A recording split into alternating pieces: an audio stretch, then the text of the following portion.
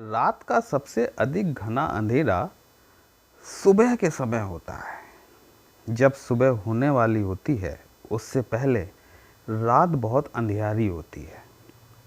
और जब ज़िंदगी में इस तरह का अंधेरा आपको महसूस होने लग जाए कि अब बहुत हो चुका, कोई मार्ग शेष नहीं है, समझ लीजिए कि अब मार्ग निकलने वाला है।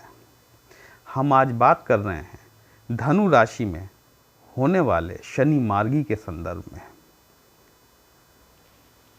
15 नवंबर 2024 को शनिदेव, जो कि अभी वक्री चल रहे थे, मार्गी होने वाले हैं। वे सभी जातक अथवा जातिका जो कि धनु राशि अथवा लग्न के हैं इस विश्लेषण से लाभ उठा सकते हैं। नमस्कार दोस्तों, कैसे हैं आप सभी। मैं आपका ज्योतिष मित्र श्लोक वर्मा आपके अपने चैनल श्री हनुमंत कृपा में आपका हार्दिक स्वागत करता हूं, अभिनंदन करता हूं। साथ ही अपने बड़े भैया श्री हनुमान जी से करबद्ध निवेदन करता हूं कि अपने हनुमत कृपा परिवार के सभी सदस्यों को, नए जुड़ने वाले सभी सदस्यों को सुख समृद्धि प्रदान करें, उन्हें उनके कार्यों में आशातीत सफलता प्रदान करें। दोस्तों, जैसे कि मैंने कहा आपसे कि रात का अंधेरा जब सबसे ज़्यादा हो तब समझ लीजिए कि अब सुबह होने का वक्त आ गया है। वो वक्त जो आपने कठिनाइयों भरा निकाला, शनि वक्री के बाद वो समस्याएं और बढ़ गईं। शनि चूंकि आपके धन भाव के और पराक्रम भाव के स्वामी होते हैं, मतलब आपके सेकंड हाउस और थर्ड हाउस के। शनि की 7.5 से निपटने के बाद जब शनि थर्ड हाउस में आए, उसके पश्चात में गुरु चांडाल योग बन गया, सारी चीज़ें हुई और शनि जो है पुनः वक्री हो गए। जब वक्री हुए तो इन्होंने सेकंड हाउस, जो कि आपका धन भाव होता है, वापस से वहाँ पर रुकावटें लगाना शुरू कर दी। देखिए, शनि सेकंड हाउस और थर्ड हाउस के कारक जरूर हैं, है ना, और कारक होने के बावजूद भी चूंकि जो किसी प्लैनेट का नैसर्गिक गुण है उस गुण को वो नहीं छोड़ सकता। भले ही वो आपका जो सेकंड हाउस और थर्ड हाउस है वो शनि के अपने ही घर हैं, क्योंकि आपके सेकंड हाउस में मकर राशि आती है और थर्ड हाउस में कुंभ राशि आती है। लेकिन ये शनि का नैसर्गिक गुण है। देखिए, शनि न्याय फलदाता है, कर्म फलदाता है। तो कष्ट तो जो भी कर्म हमने किए हैं उसके हिसाब से उसका फलित करना उसका धर्म है, और वही उन्होंने किया है। 15 नवंबर 2024 को शनि, जो अभी तक आपके तृतीय भाव में वक्री स्थिति में चल रहे थे, अब मार्गी हो जाएंगे। मार्गी होने के साथ ही जो आपके धन भाव से संबंधित जो समस्याएं आ रही थी, वो समस्याओं में अब आपको उत्तरोत्तर सुधार होता हुआ देखने को मिलेगा। दोस्तों, यदि अभी तक आपने अपने इस चैनल को सब्सक्राइब नहीं किया तो करबद्ध निवेदन है कि चैनल को सब्सक्राइब जरूर कर लें। वीडियो को अवश्य देखिए, अंत तक अवश्य देखिएगा। कहीं भी आपको अच्छा लगता है तो कमेंट बॉक्स में जय श्री राम लिखेंगे तो आपको भी अच्छा लगेगा, हमें भी अच्छा लगेगा आपके लिए इस तरह के विश्लेषण लेकर आने के लिए। देखिए, बड़े महत्वपूर्ण परिवर्तन है ये इस साल का कि शनि मार्गी हो रहे हैं और गुरु इस समय वक्री हैं। लेकिन शनि मार्गी होने के साथ में आपके साथ में अब क्या क्या करेंगे वो आपको समझना चाहिए। देखिए, जो आपका तृतीय भाव है, जिसे कि पराक्रम भाव भी कहते हैं, ये उपचय भाव भी कहलाता है। साथ ही साथ इसे त्रिषडाय भाव भी कहते हैं। यहाँ पर इस भाव में यदि कोई प्लैनेट, यदि वह क्रूर ग्रह है अथवा पाप ग्रह है, यदि वो आकर बैठता है ना दोस्तों, तो वो अच्छे फल देना शुरू कर देता है। और शनि ऐसे भी आपके लिए धन भाव के कारक हैं। बात ये थी कि शनि अभी तक वक्री चल रहे थे। वक्री होने पर प्लैनेट का बल बढ़ जाता है। यदि शनि आपकी पत्रिका में शुभ स्थिति में है तो निसंदेह अब आपको शनि के शुभ फल देखने को निश्चित तौर पर मिलेंगे, क्योंकि अब यहाँ से जो शनि निकलेंगे, देखिए 15 नवंबर के बाद से शनि मीन राशि की तरफ गोचर करना शुरू कर देंगे और धीमे धीमे कुंभ को छोड़ेंगे, मतलब आपके तृतीय भाव को छोड़ेंगे। अगले आने वाले 30 सालों तक शनि कुंभ राशि में अब वापस नहीं आएंगे। हम में से कई लोग ऐसे होंगे जो कि अब कुंभ राशि में शनि को दोबारा शायद न देख पाए। शनि की तीसरी दृष्टि, वक्री शनि की तीसरी दृष्टि जो आपके पंचम भाव पर पड़ रही थी। पंचम भाव आपके संतान से संबंधित होता है, एजुकेशन से रिलेटेड होता है, हायर एजुकेशन से रिलेटेड होता है, आपके स्टॉक मार्केट से रिलेटेड होता है। आपको जब से ये शनि वक्री हुए हैं ना, यहाँ पर आपको इन चीज़ों में समस्याएं देखने को मिल रही होंगी। आपके बच्चों की एजुकेशन में आपको प्रॉब्लम आ रही होगी, आपको बच्चों की हो सकता है कि फ़ीस भरने तक की प्रॉब्लम आ रही हो। ऐसा हुआ होगा, जहाँ तक मुझे लगता है ऐसा हुआ होगा आप लोगों के साथ में। अगर शनि की स्थिति ज़्यादा ख़राब हुई है तो इस तरह की घटनाएं भी हुई होंगी। स्टॉक मार्केट में अपन ने नुकसान ज़रूर उठाया होगा। ठीक है, शनि की जो सप्तम दृष्टि है वो आपके भाग्य भाव पर पड़ती है। मतलब जहाँ पर कि आपको भाग्य का सहयोग मिलना चाहिए, वहाँ पर भी आपको बाधा और अड़चनों का सामना करना पड़ा। कईयों बार ऐसा होता है कि हम एफर्ट डालते हैं, लेकिन एफर्ट डालने के तुरंत बाद ही हमारा काम हो जाता है। मान लीजिए हमने कि किसी काम में 80% एफर्ट डाला और 20% काम हमारे भाग्य के बलबूते पर हो गया, हमारा काम हो गया, है ना। लेकिन कईयों बार ऐसा होता है कि हम एफर्ट 100 छोड़िए 110% डालते हैं, उसके बाद भी हमारा काम नहीं होता है। गाड़ी 1 से लेके शुरू करके हम 99 तक पहुंचाते हैं, लेकिन 99 के पहुंचने के बाद में पता चलता है कि गाड़ी वापस वहीं आके खड़ी हो गई जहां से वो चली थी। शनि ने यहाँ पर आपके भाग्य क्षेत्र में भी अड़चनें डालने का कार्य किया।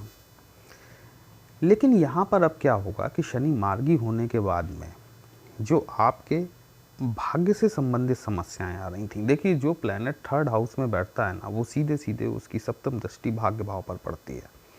और जब ये दृष्टि भाग्य भाव पर पड़ रही थी तो शनि, वक्री शनि ने यहाँ पे जो रुकावटें और जो अड़चनें पैदा करी, वो रुकावटें और अड़चनें दूर होने का वक्त अब शुरू हो चुका है। यही शनि की दशम दृष्टि जो है वो आपके 12th हाउस पर पड़ रही थी।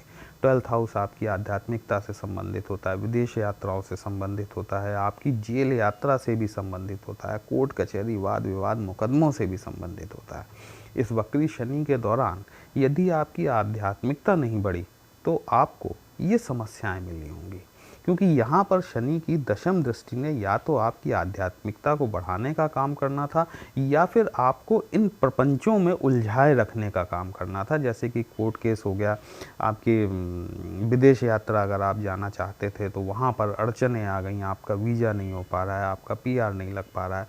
लेकिन अब 15 नवंबर के बाद से देखिए जाते जाते शनि जो है ना, अब आपको बहुत कुछ देकर जाने वाले हैं। आपके तृतीय भाव से संबंधित जो भी चीज़ें हैं वो आपको अब शनि यहाँ पर देना शुरू करेंगे, और जो कि अगले साल 29 मार्च तक आपको देने वाले हैं। आपकी झोली जो है वो खुशियों से भरने वाले हैं। इसके पीछे एक कारण और है दोस्तों, 28 दिसंबर को शनिदेव जो है ये पूर्वा भाद्रपद नक्षत्र में प्रवेश करेंगे। पूर्वा भाद्रपद मैं आपको थोड़ा सा बताता चलूँ कि इसके जो देवता हैं वो अज एक पाद हैं, जिनको कि शिव जी से भी जोड़कर देखा जाता है। और इस नक्षत्र का जो स्वामी है वो बृहस्पति हैं। देखिए शनि जो आगे बढ़ रहेंगे, अब जो 15 नवंबर से जो इनका आगे बढ़ना शुरू होगा तो ये मीन की तरफ बढ़ना शुरू करेंगे। ठीक है, मतलब पाइसेस की तरफ। और ये जो पूर्वाभाद्र नक्षत्र है ये भी जुपिटर के अंतर्गत आता है, मतलब बृहस्पति के अंतर्गत आता है। और शनि जब बृहस्पति के अंतर्गत नक्षत्र में पहुंचेंगे तो बृहस्पति इस समय आपके छठवें भाव में वक्री स्थिति में बैठे हुए हैं, मतलब आपको पंचम भाव का भी परिणाम देखें। देखिए आपकी पत्रिका में 6 भाव एक साथ एक्टिव होने वाले हैं।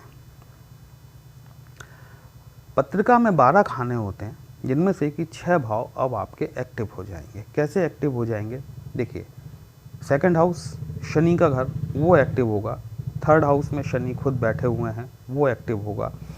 आपके 4th भाव में इस समय राहु बैठे हुए हैं। राहु स्वयं शनिदेव के उत्तरा भाद्रपद नक्षत्र में है, जैसा कि मैंने आपको पहले बताया था।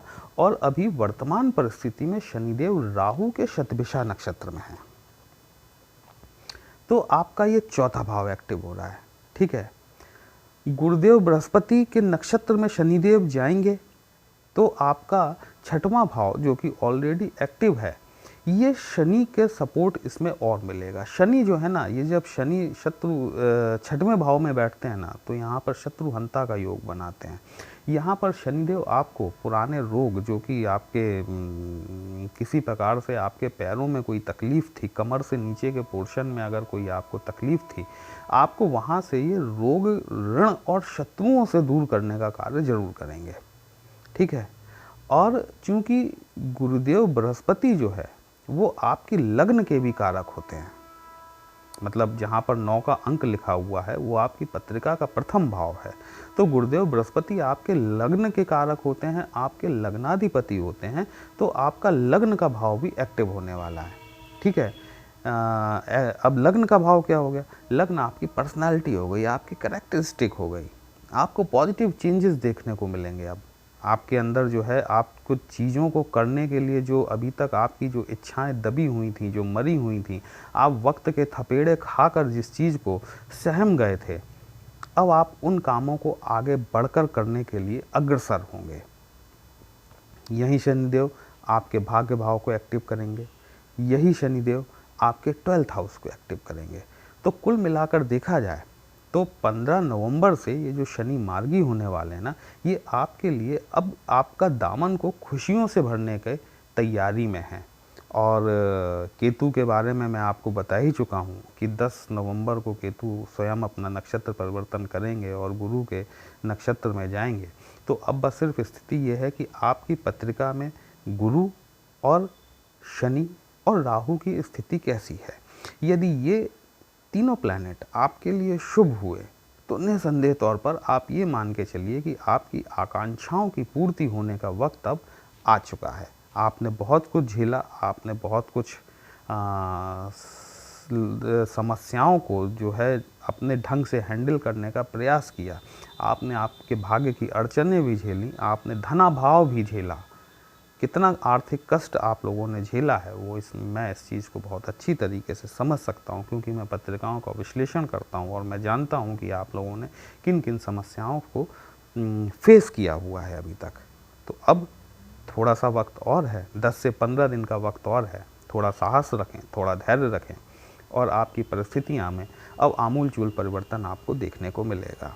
यदि आप हमसे अपनी पत्रिका का विश्लेषण कराना चाहते हैं तो हमारा व्हाट्सएप नंबर थंबनेल में दिया गया है, आप हमसे कांटेक्ट कर सकते हैं। पर्सनल कंसल्टेशन पेड होता है दोस्तों, एक छोटी सी फीस आपको पे करनी होगी, आपकी समस्या का उचित समाधान हमारे द्वारा करने का प्रयास किया जाएगा। चलिए फिर मिलते हैं एक नई राशि के साथ, तब तक के लिए जय श्री राम।